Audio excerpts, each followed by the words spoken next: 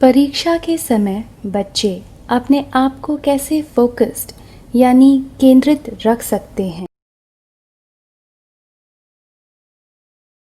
बहुत सी बार एग्ज़ाम के टाइम्स पर बच्चे नर्वस हो जाते हैं। बहुत सी बार हम सोचते हैं कि इस एग्ज़ाम में हमने सही तरीके से नहीं करा तो हमारी ज़िंदगी ख़राब हो जाएगी।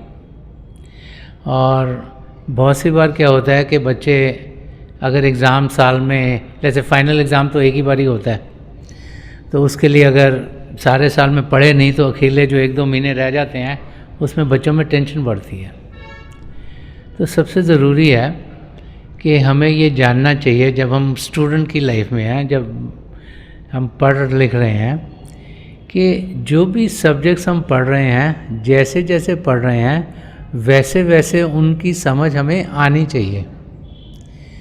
तो हमें इंतज़ार नहीं करना चाहिए फाइनल एग्ज़ाम्स के आने तक किसी चीज़ को समझने का। जैसे जैसे हमें पढ़ाया जाता है वैसे वैसे हम समय बाकायदगी से निकालें और हम उस सब्जेक्ट को समझें, जानें। फिर जब हम एग्ज़ाम्स के टाइम पे आएंगे कोई हमारे अंदर कोई स्ट्रेस और स्ट्रेन नहीं होगा। दूसरी चीज़ ये समझनी चाहिए कि जो ज़िंदगी है उसमें हमारे रोज़ इम्तिहान होते हैं, हर एक किस्म के इम्तिहान होते हैं।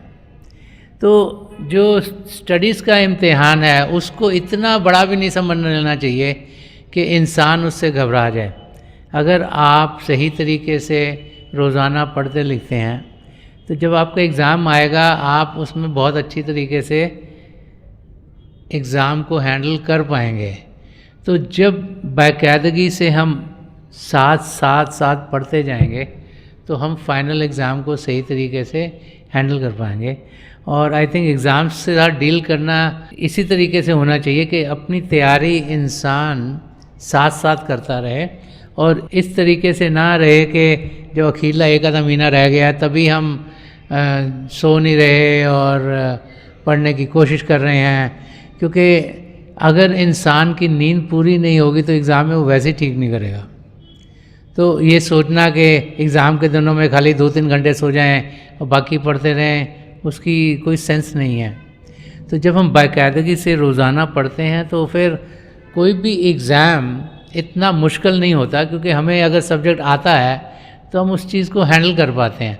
ये तो हो सकता है कि हर एक बच्चे के 100 में से 100 नंबर नहीं आएंगे, कोई ना कोई गलती तो इंसान से होती है, कोई ना कोई चीज़ इंसान भूल भी जाता है और ये चीज़ें होती हैं। लेकिन उसका फ़िक्र नहीं करना चाहिए। जितनी आपकी तैयारी हो आपको साथ करनी चाहिए ताकि एग्ज़ाम के दिनों में आप घबराएं नहीं।